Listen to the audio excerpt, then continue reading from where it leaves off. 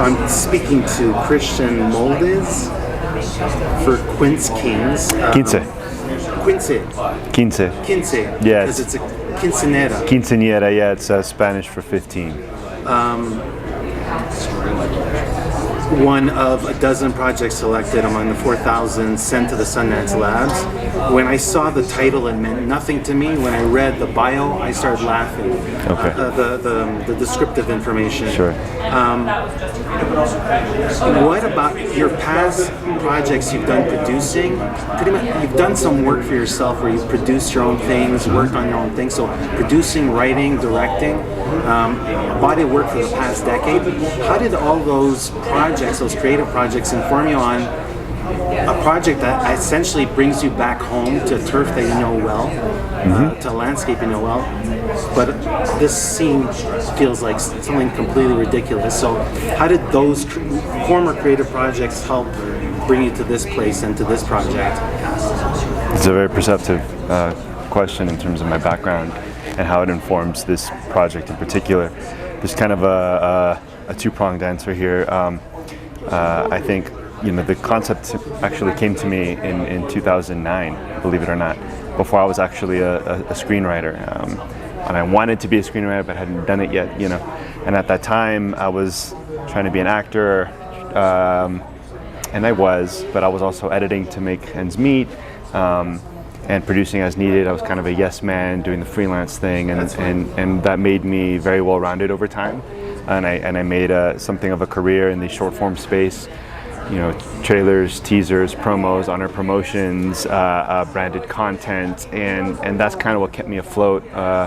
Hustling and struggling and surviving in LA. Yeah, exactly.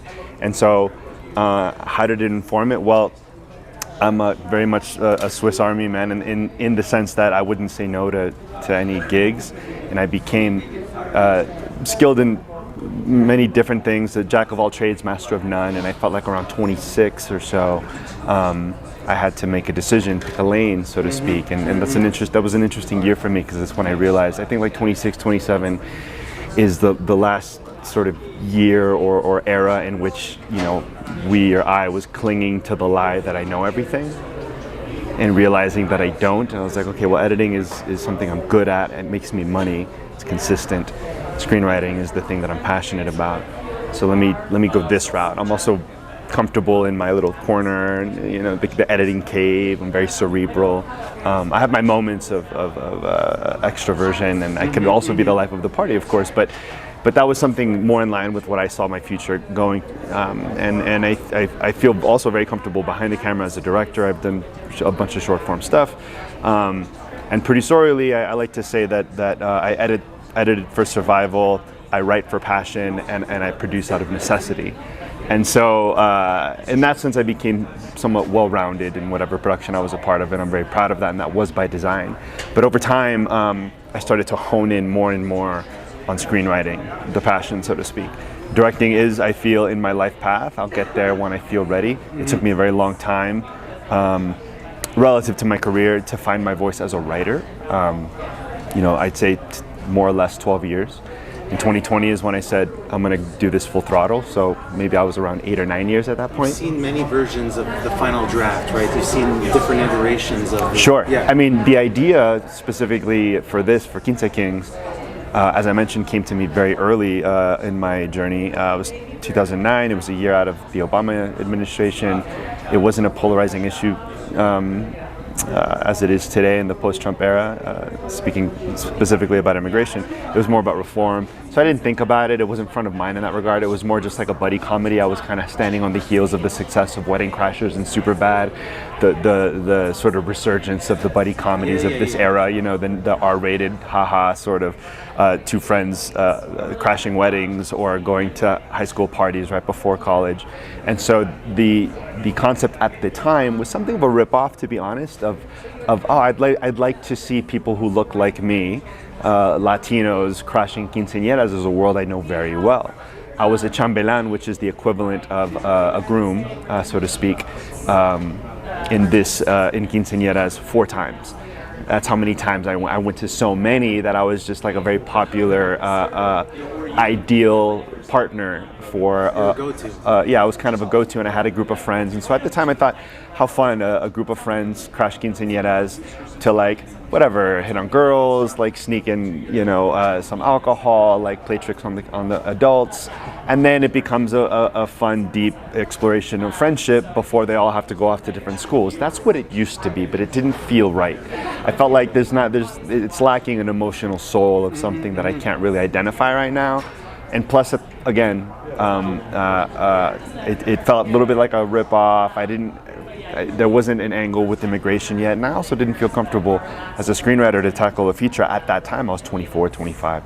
Fast forward 15 years nearly, and a lot happened in the meantime, in the in-between, between 2009 and 2022 or so.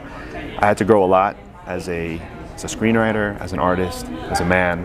I became a father. I dealt with some serious traumas. I broke my leg. My wife got pregnant. There's variations of long COVID. We lost some family members. So it was a tough 2 years. And as a result of all of that I outlined very quickly, I moved back from LA to my hometown in El Paso, Texas, to get some help with our new child, and some support for my new family. So you're finding your place and you're finding your voice at the same time. And El Paso changed a lot as well. And with everything happening with immigration, something clicked, and that concept, which was hidden in the back cobwebs of my mind, sort of came front of mind when I would see 10 or 15 migrants arrested on I-10, and that's why there's a lot of traffic there now all of a sudden. And you see encampments all over downtown, which is a new development, and you're seeing it on the news as well. Title 42 expired, that COVID era policy, and that was in May. That's when I started writing. I was like, this is immediate, this is now, and it stopped becoming just an idea or a treatment or and an outline. All of the things that I'd worked on casually over the past couple months. Title 42 happened in May, and I was like, I have to write this now. And I applied to Sundance, and kind of full circle after getting into the second round, and then having the interview around that same time, but maybe 2 weeks before coming to the actual labs. SB4 was passed, where now police officers can just look at you and arrest you if they think that you're undocumented. And so we're living in this strange times, and nobody's immune to this era that feels very unique, for better or worse. And that's why I felt compelled to write this story right now, this version of this story right now. Is part of the work, are you looking to sort of like look at, the two characters that you built in this film, are they sort of like aware of that presence? Like how much of that influx affects their not their mandate, but their reason for crashing the parties, or the reason for belonging, to get a sense of belonging? They're two very different characters. One of them is kind of head in the clouds, aspirational, believes in the promise of America, and we live in his head. He is our eyes and ears, and he's also kind of fantastical in nature. There is an element of mysticism, so to speak, where we'll see a scene and it'll feel like maybe a Western or an ancient Rome, or a telenovela, because he's living through the prism of like, this is such an incredible thing. Like, what is this party? I don't understand. Is this a wedding? Is this, And so there's him, and then his brother's kind of the opposite side of the same coin, where he never wanted to leave in the first place. He hates that he's here. He misses his hometown, and he's a bit younger. But he does see the value of the American dollar as a way to move forward. And so he becomes seduced by, let's say, the dark side of late stage capitalism, and he starts to like hustle and go to pawn shops after like looting some of these parties. Whereas his aspirational older brother falls in love with the mayor's daughter, and he in that way sort of infiltrates unintentionally by virtue of his feelings for her. being enamored by by her very powerful father, the upper elite of El Paso. And so they're experiencing this in very different ways, but it's also through comedy, by virtue of their actions, by virtue of just living and being young and wanting to have fun. That is in and of itself a political statement. Because the difference between someone like, say, me or my characters, or you or my characters, is that we can stay out past 11, we can have a little bit too much to drink, and stumble outside to catch some air, or grab or vomit if we needed to. We can get a ticket for speeding and not worry about going to jail. All of those things are supremely risky if you're undocumented, especially if you're underage, and they're not even thinking about it because they're just so enamored and in awe of this world that they have stepped into. Meanwhile, their parents are selling arepas and food on the bridge to make some coin, or the dad's like on the side of a Home Depot soliciting for work. And it's funny you mentioned the harrowing travels, so to speak, the journey from Central America or Africa or wherever it may be to the States. That's very true. I set this particular family came from Venezuela because, true to form, as what's happening today, the new quote-unquote immigrant that we're finding coming into El Paso is from Central America, Nicaragua, Venezuela, and so I made them Venezuelan because that's just true.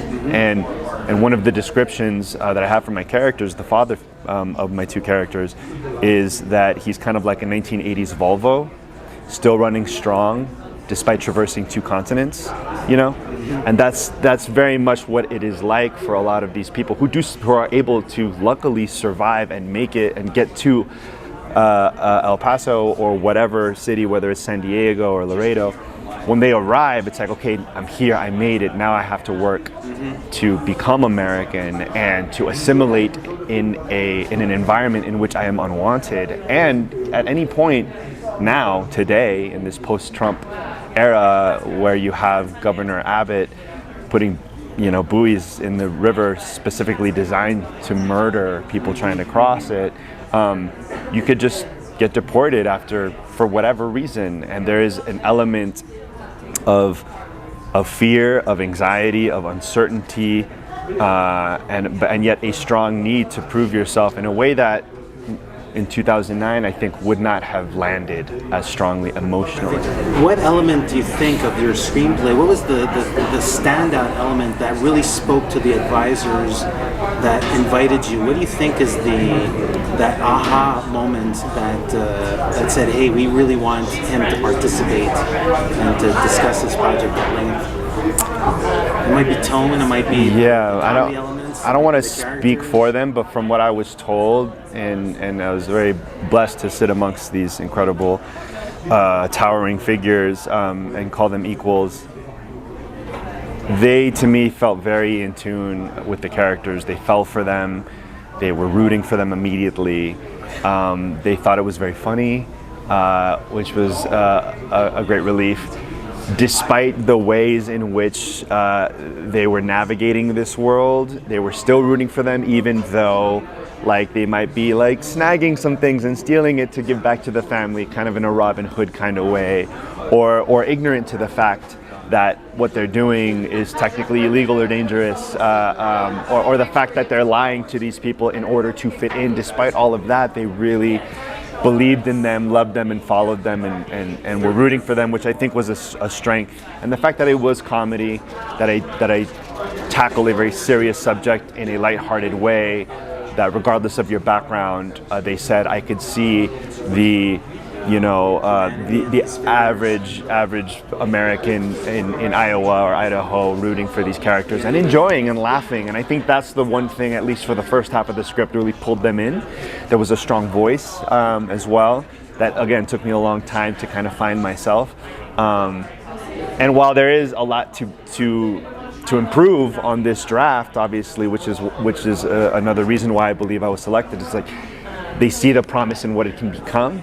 Yeah. And there was a lot in the second half that while they themselves said this is powerful, this is strong, this is unique, how can we have these elements of the script, these messages that you want to portray, these very political statements of which you've sat on a soapbox and expressed in your story. How can we weave that in through character, through action, as opposed to monologizing and so forth?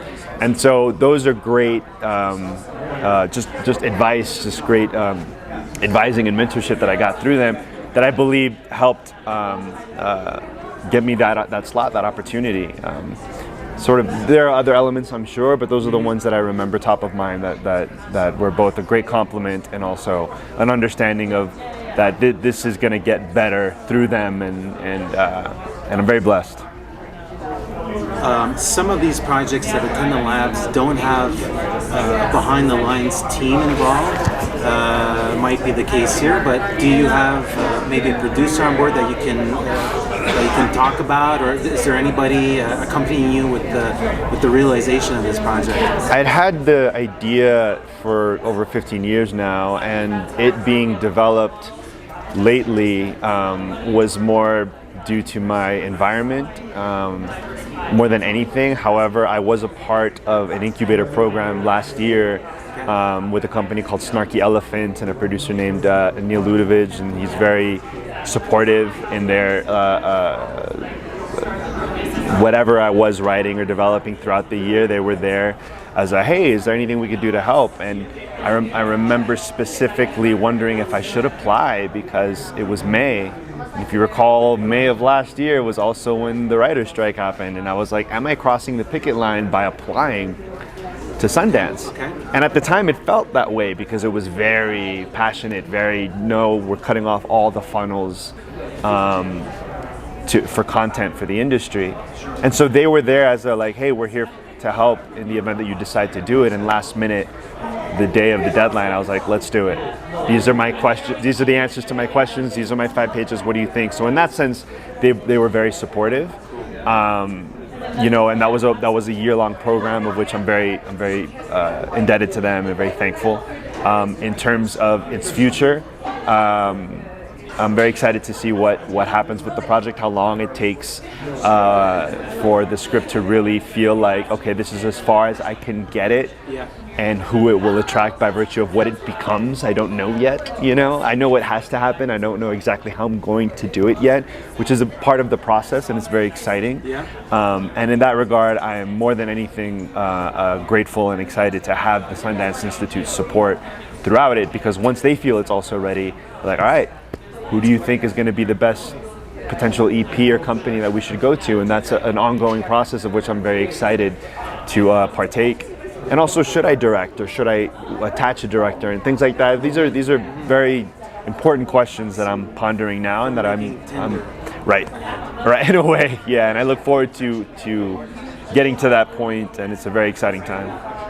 Yeah, I was thinking of the You Two Mamá También duo, like what they might look like today, and they're the guys as like a right, Gael Garcia Bernal and Diego Luna. Yeah. Mine are a bit younger, 15 and 13, the characters rather, but I am excited also to see that casting process when the timing's right and the script is ready. Like, should we, which is my top of the dome sort of inclination, should we discover these artists, these actors? Should they be non-actors that we kind of mold because they're young, and perhaps we don't want someone who's been sort of quote-unquote tainted by a style of acting or some sort of technique, which is obviously very important, but I don't know, and that's going to be an exciting thing to discover with whoever I end up partnering with or doing down the line. Congratulations once again on getting into the labs. It's a big deal. Thank you. Continued success in rewriting, rethinking, reevaluating. But you have a nucleus, you have a blueprint to work with, so congratulations on that. It was a pleasure meeting you, Christian. Likewise. We look forward to seeing where this project immerses and floats in the film world. Thank you very much. I do too. Thank you. Hey, this is Eric from IONCINEMA.com. If you want to support us, subscribe below. For more reviews, interviews, film festival coverage from Sundance, Cannes, Toronto, you want to check out these guys on this side.